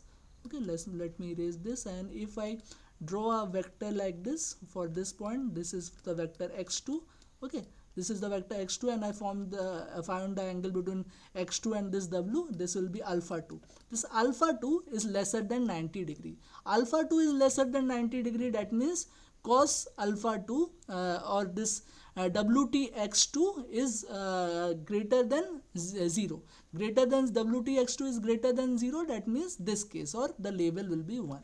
So label for x2 will be 1. So label for x1 is minus 1, x1 is minus 1, and label for x2 is plus 1. So A as well as D is your correct answer. So is it clear to all of you? Yes, No, sir. sir. Not understood. Not clear, right? Okay, Yeah. not clear. Okay, so let me erase this. Erase this. Okay, I have a doubt. Yeah, please. Yeah, please. My doubt is that whether we have to calculate angle and all here, can't we just calculate W transpose it into X and check whether it is greater than 0 and see what will be the label? In this particular example, do we need to go for the angle and all? Okay, wt transpose x is greater than 0. Okay, that also you can do. That also definitely you can do. But For visualization, as the graph is also there, it is better to Okay, go okay, for this okay. diagram. That is okay. Okay. Okay. So yeah, so see, the graph is there. So we know the decision boundary of this weight is always perpendicular. Okay, is always perpendicular to this weight. So this is the decision boundary. Okay, WTX. Okay, so this is the decision boundary, and what we have to do is we have to check the angle. Why we are checking the angle? Because cos alpha will be equal to WTX and WT mod x mod. Okay, this will be cos alpha. So what we will be doing is we will be we will be checking our alpha. Okay, we know that when alpha is greater than 90 degree, cos alpha is less than 0, and when cos alpha is less than 0, that means our this WTX will be less than 0. Okay, and we have a second case when alpha is lesser than 90 degree. When alpha is lesser than 90 degree, then cos alpha will be greater than 0. Okay, cos alpha will be greater than 0, and our WTX should be greater than 0. Is it this clear to all of you? How we are? Yes. Yeah, this is clear, I hope, to all of you. Now what we will do, we will check the individual point. Now let's check this point x1. Okay, so x1, how we can check it? We will just make a vector with this, and we will be checking the angle between this x1 vector and w. Okay, and whenever we are checking the angle, this is the angle. Okay, this is the angle alpha 1, and this alpha 1 is greater than 90 degree. It is clearly visible, right? This w1 and x1 is forming an angle that is greater than 90 degree. So greater than 90 degree, which case? This case, first case. Okay, greater than 90 degree means cos alpha lesser than 0 and WTX lesser than 0. W2x lesser than equal to 0, output will be coming as y equals to -1 according to this question. Okay, and when if we take the second point, if we take the second point, so this is our second point, and let me draw an angle. This is the angle alpha, and cos alpha alpha is lesser than 90 degree, then cos alpha is greater than 0, then WTX is greater than 0, and WTX is greater than 0, that means your label will come y equals to 1. So for this x1, our label is coming y equals to 1, and for x2, our label is coming y equals to 1. So option A, x1 equals to -1, or the label of x1 is -1 and the label of x2 is +1. Okay, so option A as well as option D is the correct answer. Okay, so is it clear? Yes.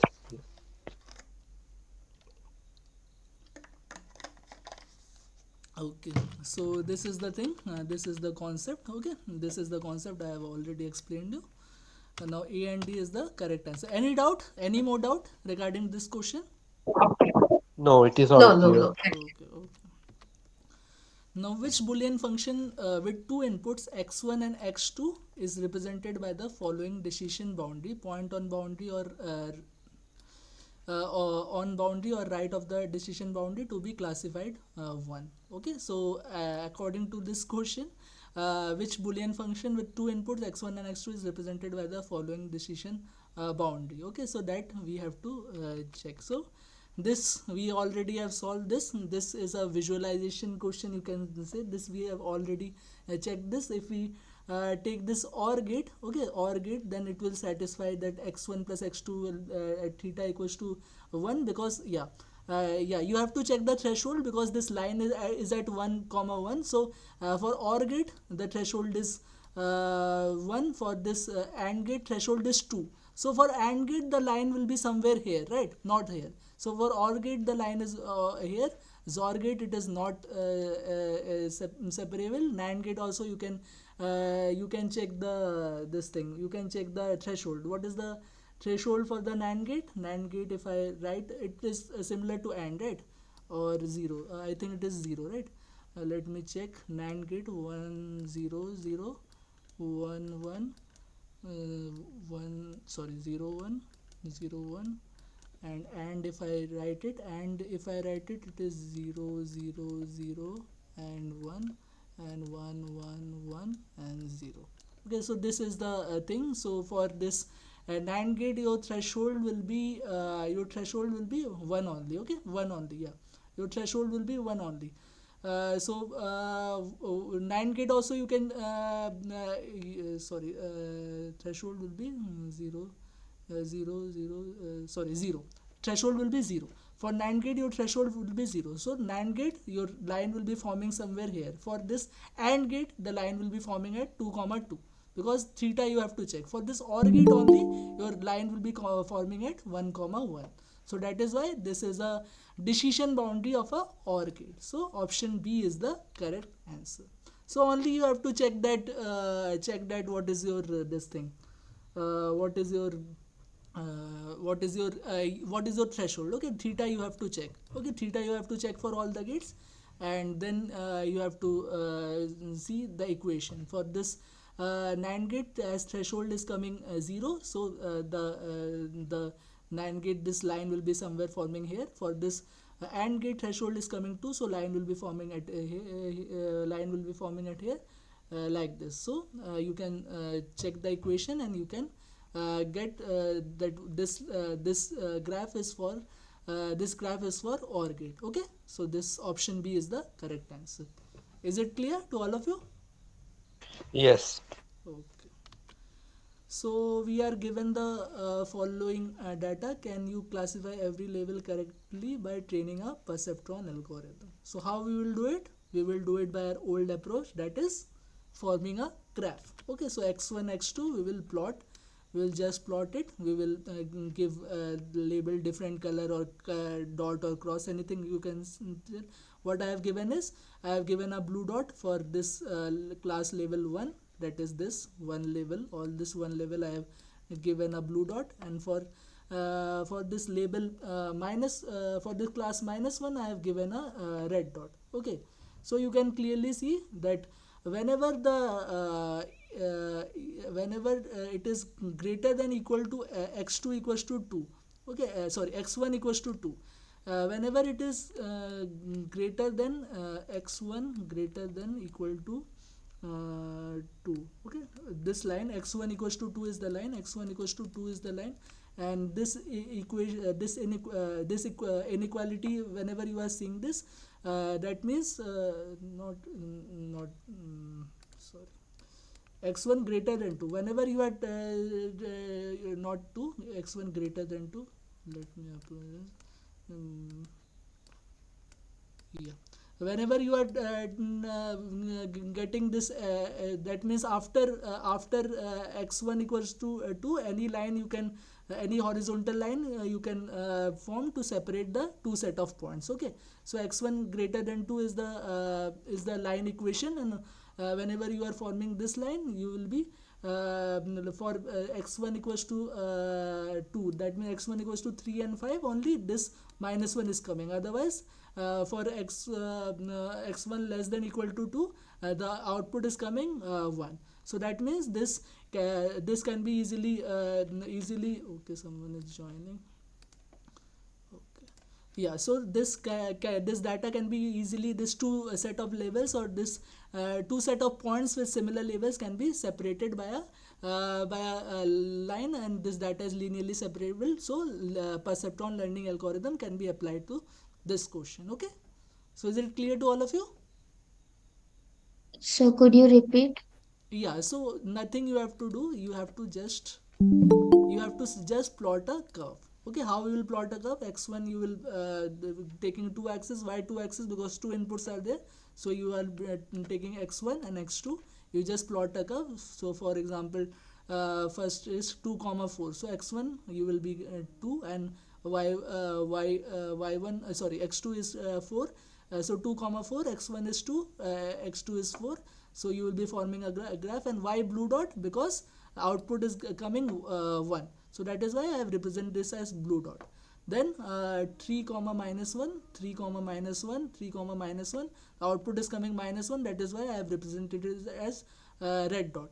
Now 5 comma 6, 5 comma 6, I have represented it as red dot because the output is coming -1. Similarly, for the other 3 points, as the output is coming, you just plot the point. And this graph, you can easily see that this data is linearly separable. How this data is linearly separable? You just draw a line after x1 is greater than 2. You just draw a line and you can see this data is linearly separable. Okay, because this blue set of points is on other side and this red set of points is at other side. So after anywhere after x1 greater than 2 and x1 lesser than equal to x1 lesser than equal to 3, anywhere you draw a line, this data can be linearly separable. Okay, so that is why the perceptron learning algorithm can be applied in this case. Okay, Sir, that x1 can be greater than equal to 2 also, right? greater than equal to 2, no, equal can't be, na, equal can't be. Okay, like this. Okay, yeah, equal also can be. Yeah, equal can also be, because then equal can also be, then that, you can write like that also. Yeah, but Yes. that blue point is still there, right? There are two red dots are there, and there is one blue in between. This blue, So is no, that this is a legend. This is a legend. I am just okay? putting a legend here. Okay, got it. Okay. So by that, But no, suppose if that equal to is not possible. Equal to is not possible. But it's better to write greater than, because equal to, if you will write, then your output will be see your 2 at 2, your output is 1. Okay, so it is better not to write equal to. Greater than 2 and lesser than equal to 3, that you can write. Okay. but if there are So some the last, outlier, then what would have happened? What can you please repeat? If there is some outlier in the data, suppose you said that that was a legend, but suppose Yeah, if that was not a legend but the case itself, then what to perceptron do? algorithm, it will not converge, right? If it is not linearly separable, it will not converge. So that is Okay, about yeah. perceptron learning algorithm. Okay. sir, that point I have not understood. Why not from equal to 2? Equal to 2. Equal to 2 means, see, equal to 2, if you will write, yeah, you can write if thresholding logic is like that, like x1 greater than equal to 2, if you are right, and this will be lesser than equal to 3. Yeah, you can write equal to is always a decision boundary, so yeah, you can write, but it's better not to write, because if you will write less than, then it will be more easy, because at 2 there will be a conflict. Okay, so that is why whenever you will write at 2, then it will be then see, there are two cases, right? Like, see, theta, okay, greater than equal to theta and lesser than theta. Okay, this true, we are right. So if we are writing greater than equal to in for blue point respective, then we have to write for red point respective, we have to write it is less than theta. Okay, and if you are writing only greater than with this, and so you have to write this with less than equal to theta. Okay, so got it, what I am trying to tell? So if Yes, sir. for this blue point I am writing equal to. Okay, so we cannot write the same for this red point. Equal to we cannot write, we have to write greater than. Okay, for this red point. And if we are not writing equal to for this blue point, then we can write equal to for this red points. Okay, got it? Yes, sir, got it. Okay, so that is how you have to write. Now we are. Is it clear to all of you? Only we have to check if it is linearly separable or not. If it is linearly separable, it can be solved by perceptron. Otherwise, it cannot be solved by perceptron. Okay, so that is only the concept. Now this question, we are given the following data set x1, x2 and y label -1, 1. Okay. If we apply the perceptron learning algorithm on the following data set with w initialized as 0, 0, what will be the value of w when the algorithm converges, starting the algorithm from 2 comma 2. Okay, so this is the question. So how we will solve it? We will first take this point. Okay, 2 comma 2. Now 2 comma 1 for this, if I take, and if I take, yeah, first we have to start our algorithm, initialize, if we apply the perceptron on the following data set with w is initialized as 0 comma 0, so w naught is w is 0 comma 0 at the first thing. So for first thing, we have two input 2 comma 2, so 0 into 2 into 0 into 2, and sign of this 0 is 0, and yeah, again there can be conflict that yeah, there can be conflict if it is a positive point or a negative point, but let's say that this 0 is this 0 is negative point, so that is why our this 0 is a negative point, so that is why this algorithm is wrong. So how we are updating our algorithm? We are updating our algorithm w equals to w plus x, that we have just seen. Okay, this we have seen, right? W equals to w plus x. Okay, why my pointer is not okay? Yeah, this we have seen. If it is incorrect, then what you have to do? If it is a positive point and it is incorrect, then what you have to do? You have to add the w equals to w plus x, you have to do it. If it is a negative point and incorrect, then w equals to w minus x, you have to do it. So how we will do this?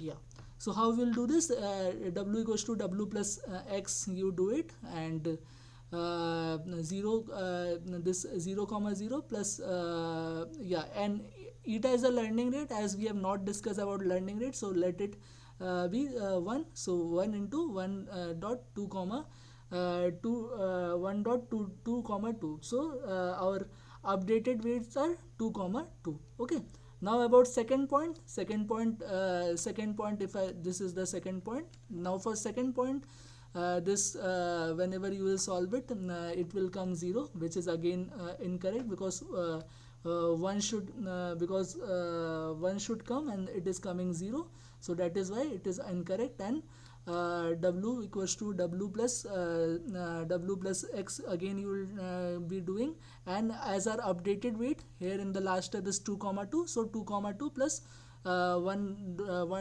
this 1, you forget this 1 dot 2 comma 2, and you will be, hello. Yes, I'm that why you are saying when the sign of 0 is 0, it is incorrect. Sign of 0 is taken as negative here. Okay, sign of 0 is taken as negative here, so that is why I am telling this is incorrect. Sign of 0 is incorrect. Okay, if it is Okay. positive, then our output will be 1 and sign of this correct, so then we need not to update our weight. Okay, but here it is, as it is incorrect, so that is why we are updating the weight. So that Okay. is the concept. So again, for this second point also, we will be updating weight like this. Our updated weight here is 2 comma 2, and here here our updated weight becomes 4 comma 0. Now this 4 comma 0 we will be checking with our third point, that is minus 2 comma 1, and whenever we are checking this, this is coming as minus 8, and sign of minus 8 is minus 1, it is negative, so we can tell that this is correct. Okay, because this is coming minus 8 and minus the sign is correct, so this is labeled as minus 1, that this we can say this is correct, so it does not need any updation. Okay, so till now our weight is what is our weight till now? Our weight is this 4 comma 0 is the correct weight. Now we will again iterate it. Why we are iterating it? Because these 2 points are incorrect in our first iteration, so we have to again check it, so that we have to again iterate this process, so that so to check it now it is right or wrong. So again we have to do this sign thing, so again we will take this 2 comma 2, and now our weights are 4 comma 0, and whenever you will check the sign, it is positive, so 8, so which is correct, so again it does not need any updation. Now if we will check for the second point, our sign is coming our value is coming 8, so sign of 8 is 1, so which is correct, so again it does not need any updation. And if we check this for the third point is already checked here, so no need to check here, but again if we will check it, we will find the same thing. So in the second iteration everything comes right. Okay, second iteration everything comes right, and our final weight will be equal to 4 comma 0. That will separate the two set of points. So option C is the correct answer. So is it clear how we Sir, check this? Yeah. sir, how do we take the threshold here? Is it by default zero? Yeah, it is 0 by default. Okay. Okay, okay, thank you. Okay. Okay. Now I hope it is clear. You just have to take one by one point. You have to check the sign. If it is true, then you have the label is correct. And what you have to do, we have to do not update the weight. If the sign is opposite, then we have to update the weight. And how we have to update the weight? We have to update the weight by But this. again, one doubt. In the first example, when we calculate the output, we get as the sum we get as zero. Then, if the threshold is zero, then it has to be classified. It is the classification is right now, but we are classifying it as wrong here. Yeah, this threshold thing is a bit of tricky thing. Like again I am And telling you, it is greater than greater than or greater than equal to, when like, it equal to yeah, so that is the thing. So according to me okay, this is the thing. So okay, again you can check by um, that also. Like if you are telling 0 is correct, then no need to update this. Okay, then you can check for this, you can check for this, and you can see if the okay, options are satisfying here. If you can get the option right, so again your answer will also be right, like that. So this is the okay. thing. So Theta that is a is tricky both thing. are. Is it like both are acceptable, or is it uh, one uniform way? Is there one uniform way, or is both are you have to check the options actually, okay? because Okay, okay, there is no uniform way. According to me this is how we have solved this is how we solve the perceptron. But okay, again you okay, can okay. check by that. If you get a right option, maybe it is right according to you. So that is the thing. Okay, Okay, so I am okay. getting the option 4 comma 0 by this method. Okay. Yeah, yeah, yeah. I will get that, but I don't know whether um, um, the other thing is acceptable. That is why I asked. Okay, so yeah, so this is again a tricky. This threshold thing is a Okay, tricky. okay, okay. So That's fine. that is the Okay, thing. thank you. Okay, so we will move to the next question. Given an MP neuron with the inputs x1, x2, x3, x4, and x5, and threshold theta equals to 3, where x5 is inhibitory input for the input x1 1 1 1 0 1, what will be the value of y? So, any guesses for this?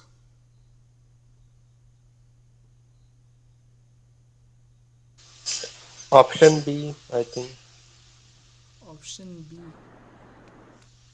Okay, option B, y equals to 1, since theta is greater than 3, greater than equal to 3. But as it is an inhibitory input, what we know from inhibitory input is y should always be 0. Okay, so option A is correct. Okay. Um, but it's still not clear to me what does it mean by inhibitory input and exhibitory input. Inhibitory, I have told you, like you are going for a movie and you are sick, so you cannot go for a movie. So this sick is a inhibitory input. Even if all the output are 1 or 0, you no need to see anything. Okay, so that is the Okay. inhibitory input. Like you can see I mean the the input question. which is mandatory, right? Which you can't if avoid. if there is any inhibitory input, then output will always be 0. Okay, this Okay. is the thing, this is the condition. You can see this slide, y equals to 0 if any xi is Yes. inhibitory, else Okay. you have to go for this. Okay, so that is the thing. So if any input is inhibitory, your answer will be 0.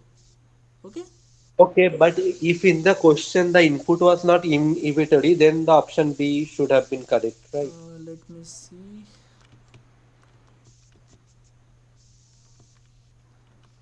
Question 12, yeah. Yeah, So we are at question 12. So y equals to 1. Then, yeah. If it and no input is inhibited and true, 1 plus 1 plus 1 plus Okay. 1, that is 4. Okay. Sum is 4. Sum is 4. So sum is 4 and it is greater than equal to 3. So our y equals to 1. Okay. Yes, clear. If yeah. So that is the thing. So that is about inhibitory input and the result. Okay. Now this is the 13th question. What is the winter of AI referring to in the history of artificial intelligence? Option A. Sorry, Ayan. I have a Yeah. question Yeah. about Please. the previous one. Yeah. Please.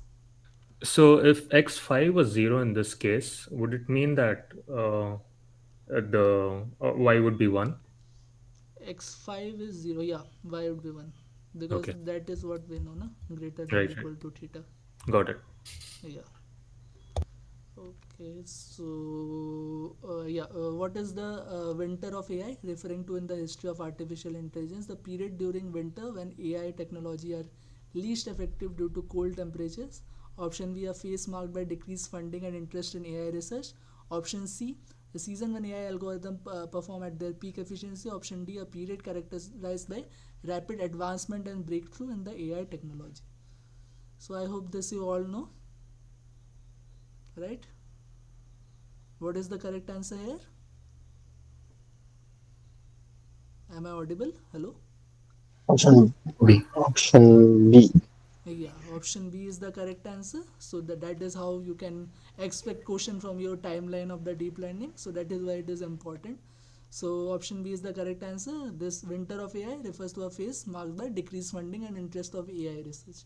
And why it has come to the picture this because when we got that perceptron learning algorithm, it cannot classify a simple XOR function. Okay, XOR function, that is a Boolean function. So people thought that what is the use of it if it cannot even classify a simple XOR function, a simple Boolean function. So that is why it is then there is a phase which is marked by decreased funding and interest in AI research, and that is known as winter of AI. Okay, so option B is the correct answer. Okay. So this is a theoretical question. I'm not going there. What is the output of a perceptron with weight vector W equals to 2 minus 3 comma 1 and bias B equals to minus 2 when the input is X equals to 1 0 and minus 1. So how we will solve it? Easy, right? X dot W transpose, right? But what will be your X? X will be, this is your X, or X will be anything else? X will be X naught, X1, X2, X3. Okay, this is your X. Now thing is, what is this X naught? X naught will be always equal to 1. Why we are taking this X naught? Because there is a bias here. So that is why we are taking X naught here. And this is your X1, that is 1, 0 and minus 1. So this is your X. What will be W? W will be equal to W naught, W1, W2 and W3. This is W1. Okay, this is W1. Now what is this W naught? W naught is nothing but your bias, and that bias is minus 2. So minus 2, and this W1 2, minus 3 and 1. Okay, so that is the thing. So you got X, you got W, then what you have to do? X dot WT you have to do. So X dot WT, X is your this and WT is the transpose of this. Okay, so minus 2 So X naught will be always 1. W, can you please repeat? X naught, X X, naught, X naught. X naught will Yeah. always no, X naught you don't have to take X naught if there is no bias. If there is no Okay, bias, so you don't have to take X naught and neither W naught. If there is a bias only, you have to take X naught equals to 1. X naught will always be equal to 1 when there will be a bias. Okay, okay. so you have to just multiply it, that is minus 2 plus 2, that is 0 0 and that is minus 1. So minus 1 will be your answer. So option C is your answer. Okay, so is it clear how to write it? Is it clear? Yes. Yes, sir. Or Yes. we could have simply added the bias at last. Yeah, that also you can do. That is w x you can take, and sorry, x dot Plus b. w you can take, and then plus Plus b. bias or plus w naught, whatever you take. That is also the Okay. same thing, w naught plus x w, and here sigma will be equal to x equals to, sorry, I equals to 1 to n, but here your sigma is equal to I equals to 0 to n. Okay, got the difference? Yes, sir. Yeah, here use sigma equals to I equals to 1 to n, but here the sigma equals to I equals to 0 to n. Okay, if you are writing like this, then you have to add w naught here. Okay.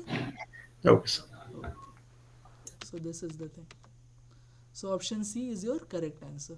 So is it clear to all of you? Simple question, but this Yes. concept should be clear. Yes. Yes. Yeah.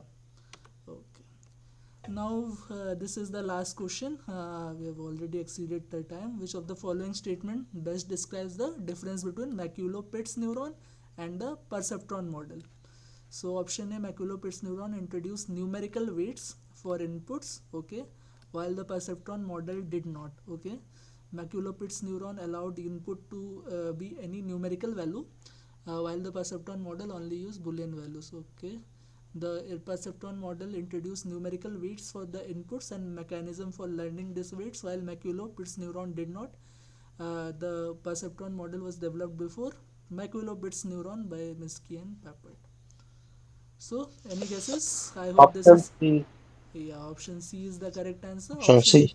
Option A is not correct because McCulloch introduced numerical weights. Numerical weights are associated with perceptron and not McCulloch. So that is why this is false. Now McCulloch neuron allowed inputs to be numerical value. No, McCulloch neuron allowed inputs to be only Boolean values. So again, this is false. And what about this? The perceptron model was developed before McCulloch. No, 1943, I think McCulloch neuron is discovered, and that is somewhere in the 1955 or 56, I think perceptron is developed. So that is why this is also wrong. So option C is the correct answer. Okay, so these are all about the question. I hope you got some of the basic things. Okay, so any doubt, Yes, any sir. question you can ask.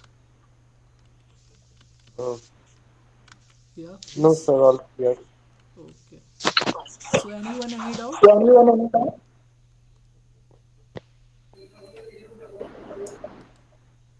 No doubt, right?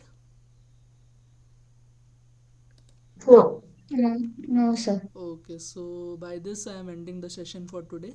Okay, Thank you, so sir. yeah, so we will be meeting on the next Tuesday. Okay, otherwise all the any class you can attend. Okay, also this recording will be on the YouTube channel. Just you can check by tomorrow. You can check the problem solving session link. Whenever you will be clicking the problem solving session link, you will be directed to a spreadsheet. You will have all the 4 TAs, and the last will be mine. In that you will be getting this YouTube video link of all the class, today's class, and also this slide in the form of a folder. Whenever you will be opening the folder, you will be getting the slides. Okay, this 15 question slide. Okay, is it clear? Fine, sir. Fine, sir. Thank you. Okay, so by this I am ending the session for today. Bye everyone. Thank you, sir. Okay, bye. Thank you, sir. Thank you. Bye.